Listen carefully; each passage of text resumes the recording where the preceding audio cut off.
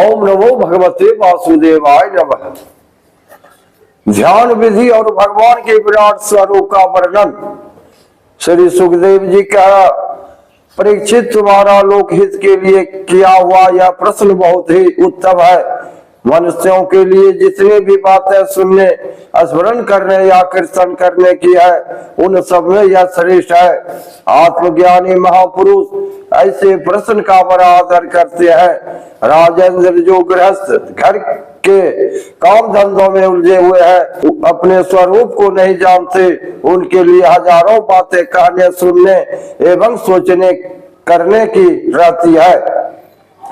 उनकी सारी उम्रियों ही बीत जाती है। उनकी रात नींद या स्त्री प्रसंग से कटती है और दिन धन की हाय या कुटुंबियों के भरण पोषण में समाप्त हो जाता है। संसार में जिन्होंने अपना अत्यंत घनिष्ठ संबंधी कहा जाता है, वे शरीर, पुत्र, स्त्री आदि कुछ नहीं है, असत है।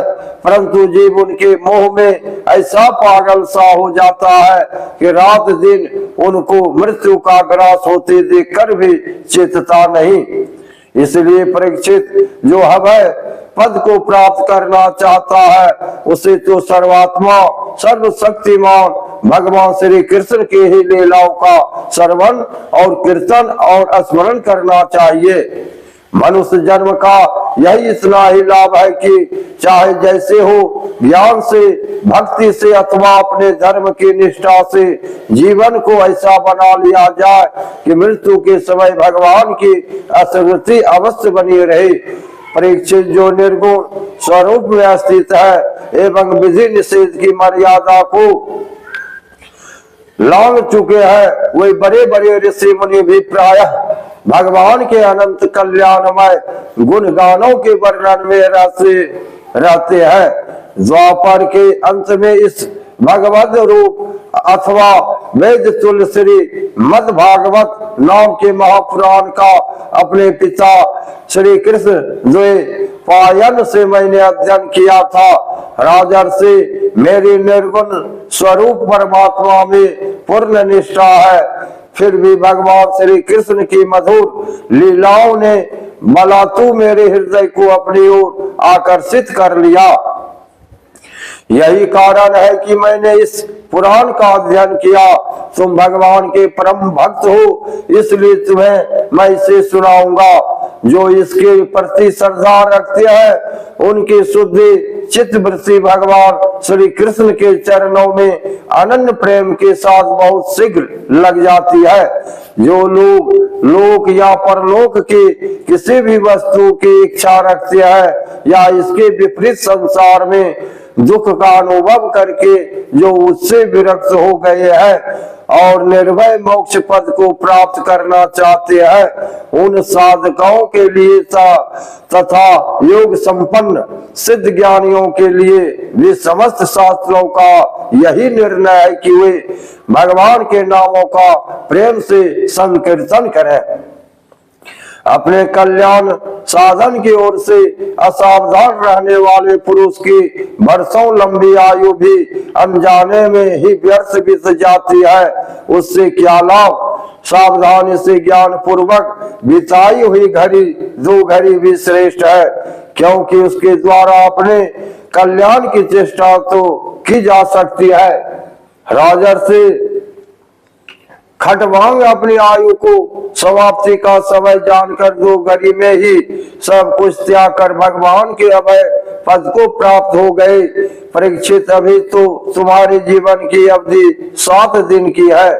इस बीच में ही तुम अपने परम कल्याण के लिए जो कुछ करना चाहिए सब कर लो।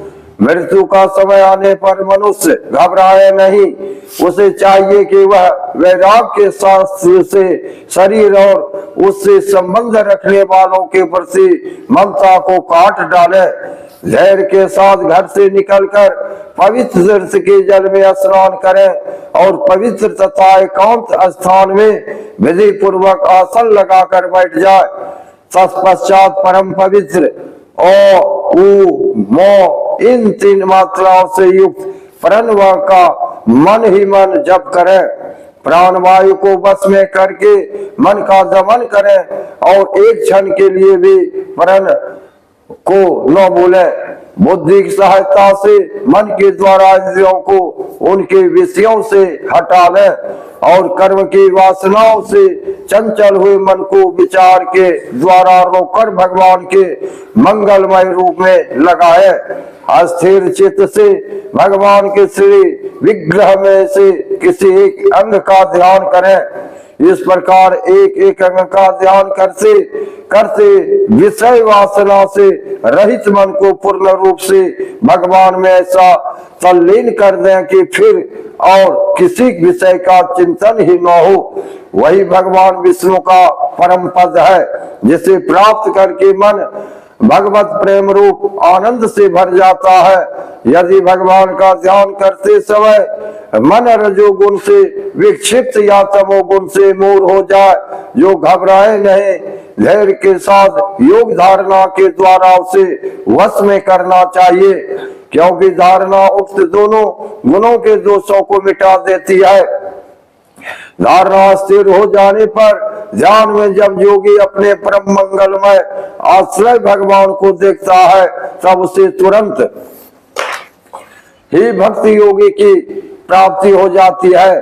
परीक्षित ने पूछा, ब्राह्मण धारण किस साधना से किया, वास्तु में किस प्रकार की जाती है और उसका क्या स्वरूप माना गया है, जो शीघ्र ही मनुष्य के मन का मैल मिटा देती है। श्री सुखदेव जी ने कहा, परीक्षित आसन श्वास आसक्ति और इंद्रियों पर विजय प्राप्त करके फिर बुद्धि के द्वारा मन को भगवान के स्थूल रूप में लगाना चाहिए। यह कार्य रूप संपूर्ण विश्व जो कुछ कभी था, है या होगा, सब का सब जिसमें दिख पड़ता है, वही भगवान का स्थूल से स्थूल और विराट शरीर है।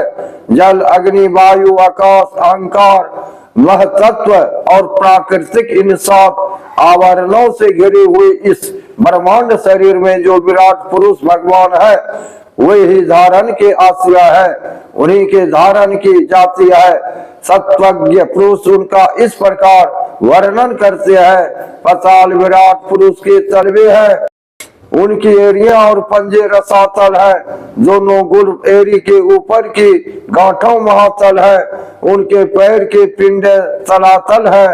विश्व मूर्ति भगवान के दोनों घुटने सुंतलन है, जांघें वितरल और अतल है, पैर भूतल है और परीक्षित उनके नाभि रूप सरोवर को ही आकाश कहते हैं। आदि पुरुष परमात्मा की छाती को स्वर्ग लोक, गले को महलोक, मुख को जनलोक और ललाट को तपोलोक कहते हैं। उन सहस्त्र सिर वाले भगवान का मस्तक समूह ही सत्यलोक है। इंद्र आदि देवता उनकी भुजाएं है, दिशाएं कान और सब सर्वनेन्द्रिय है। दोनों अश्विनी कुमार उनकी नासिका के छिद्र है। गंध घ्राणेन्द्रिय और धधकती हुई आग उनका मुख है। भगवान विष्णु के नेत्र अंतरिक्ष है, उनमें देखने की शक्ति सूर्य है। दोनों पल के रात और दिन है। गुणा उनका भूर्व विलास ब्रह्मलोक है। तालु जल है और जिह्वा रस। वेदों को भगवान का ब्रह्मरंध्र कहते हैं और यम को दाढ़े। सब प्रकार के सनिहित है और उनकी जगन्मोहिनी माया को ही उनकी मुस्कान कहते हैं। यह अनंत सृष्टि उसी माया का कटाक्ष विक्षेप है। लज्जा ऊपर का होठ और लोभ नीचे का होठ है। धर्म स्तन और अधर्म पीठ है। प्रजापति उनके मूत्रेंद्रिय है। मित्रा वरुण अंडकोश है। समुद्र कोक है और बड़े बड़े पर्वत उनकी हड्डियां है। राजन विश्व मूर्ति विराट पुरुष की नारियां नदियां है। वृक्ष रोम है। परम प्रबल वायु श्वास है। काल उनकी चाल है और गुरु का चक्कर चलाते रहना ही उनका कर्म है। परीक्षित बादलों को उनके केस मानते हैं। संध्या उन अनंत का वस्त्र है। महात्माओं अव्यक्त मूल प्रकृति को ही उनका हृदय बतलाया है और सब विकारों का खजाना उनका मन चंद्रमा कहा गया है। महतत्व को सर्वात्मा भगवान का चित्त कहते हैं और रुद्र उनके अहंकार कहे गए हैं। घोड़े, खच्चर, ऊंट और हाथी उनके नख है। वन में रहने वाले सारे मृग और पशु उनके कटी प्रदेश में स्थित है। तरह तरह के पक्षी उनके अद्भुत रचना कौशल है। स्वयंभुव मनु उनकी बुद्धि है और मनु की संतान मनुष्य उनके निवास स्थान है। गंधर्व, विद्याधर, चारण और अप्सराएं उनके षडद आदि स्वरों की स्मृति है। दैत्य उनके वीर्य है। ब्राह्मण मुख, क्षत्रिय भुजाएं, वैश्य जंघाएं और शूद्र उन विराट पुरुष के चरण है। विविध देवताओं के नाम से जो बड़े बड़े द्रव्यमय यज्ञ किए जाते हैं वे उनके कर्म है। परीक्षित, विराट भगवान के स्थूल शरीर का यही स्वरूप है। सो मैंने तुम्हें सुना दिया। इसमें मुमुक्षु पुरुष बुद्धि के द्वारा मन को स्थिर करते हैं, क्योंकि इससे भिन्न और कोई वस्तु नहीं है। जैसे स्वप्न देखने वाला स्वप्न अवस्था में अपने आप को ही विविध पदार्थों के रूप में देखता है, वैसे ही सबकी बुद्धि वृत्तियों के द्वारा सब कुछ अनुभव करने वाला सर्वात्मार्यामी परमात्मा भी एक ही है।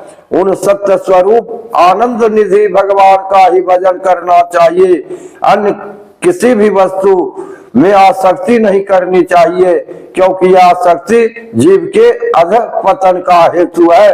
श्री कृष्णा कृष्णा, राधे राधे। लाइक करिए, सब्सक्राइब करिए। जय श्री कृष्णा।